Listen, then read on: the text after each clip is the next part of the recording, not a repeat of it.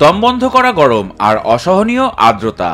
গরমের অস্বস্তিতে হাঁসফাঁস করছে রাজধানী ঢাকা, কিন্তু এই কাঠফাটা রোদ আর ঘামের অস্বস্তি থেকে কি আজ মুক্তি মিলবে? আবহাওয়া অধিদপ্তর জানাচ্ছে আজ ৩ সেপ্টেম্বর বুধবার রাজধানী ঢাকা ও তার আশেপাশের এলাকায় হতে পারে বজ্রবৃষ্টি। এছাড়াও দিনের তাপমাত্রা কিছুটা কমতে পারে বলছে আবহাওয়া অফিস। সকালে দেয়া পূর্বাভাসে বলা হয় আজ ঢাকার আকাশ থাকবে আংশিক মেঘলা, মাঝে মধ্যে অস্থায়ীভাবে ঘন মেঘে ঢেকে যেতে পারে আকাশ। দক্ষিণ ও দক্ষিণ পূর্ব দিক থেকে ঘন্টায় 10 থেকে 15 কিলোমিটার বেগে বইতে পারে হাওয়া।